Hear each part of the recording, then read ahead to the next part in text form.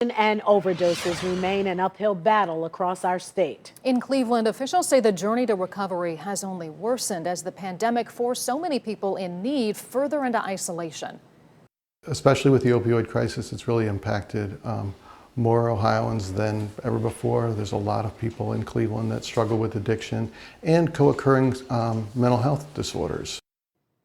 So as we know, the need is so high right now, resource facilities like Cleveland's Y-Haven say they're really struggling to get people who need that help actually into their doors. Yeah, TANEISHA Cordell sat down with a current Y-Haven client who says she was forced to put her pride to the side and is now in her 5th round of treatment. TANEISHA obviously getting the help that she needs. Really, a big push and a lot of courage there. The woman I spoke to wants to beat more than her addiction, right? This is an Air Force vet who served 22 years, someone who was sexually abused as a child, an ordained minister, a mom, a Cleveland native who found herself spiraling for decades, but a person, first and foremost, who has now found purpose and yet another chance at life.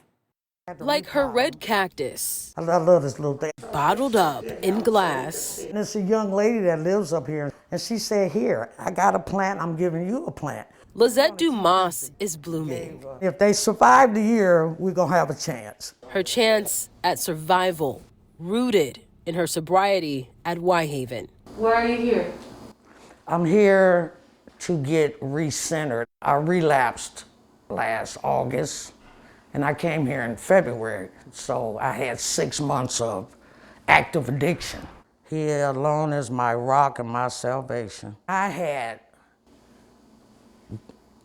reached a point in my life spiritually that I was beyond bankrupt. I didn't want to die in my sins like that. Lizette's drug addiction sprouted around the age of 40. I was jacked up before I even put something in me. She says crack cocaine, marijuana, and alcohol helped numb the trauma as a 7-year-old sexual abuse victim and the sense of worthlessness she felt without comfort from her mother, who was also a victim. Once I put some substance in me, wow. Well, I felt cool, funny, sufficient.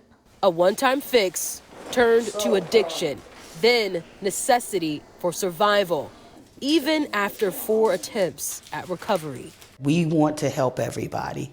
However, some people are just not ready to make the changes necessary to maintain sobriety because it is a lot of work. Jennifer McKnight is Lizette's Y-Haven Rising Hope counselor, one of about 50 team members helping those in recovery, mostly from opioids. A lot of what we try to do in recovery is try to help people who've been ashamed of themselves and in addiction and isolated and alienated from family, friends, employers, others, come back out of self and begin to trust other people again and build relationships. With 250 Y-Haven beds available, we're told only about 180 are currently in use, but not for long. While the facility sees 7 to 10 new clients each week, many leave within an average 90 days, or in some cases, after 2 weeks. It's important that we wait for the client to become open enough to address it. That's important because if you push, then they will clam up. Here, the first step to recovery lasts a year. When I got him, he was probably about this big. The same amount of time Lizette has to nurture her cactus. See how fat and big he is? Yeah. I had to repot him. Proof she deserves another chance to live. I wake up with a sense of gratitude every morning. I'm told a grateful addict can never use, and I'm finding that to be true.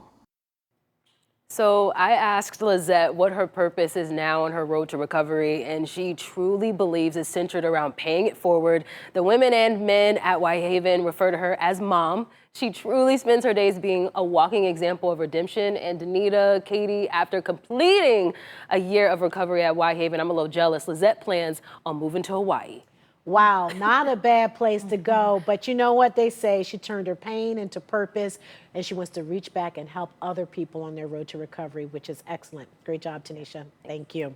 Let's give you some more information now. The Whitehaven facility will soon get a much-needed facelift. Renovations to its client apartments are expected to happen over a period of 18 months to 2 years. And we're told the work will be funded by the county's share of an opioid settlement.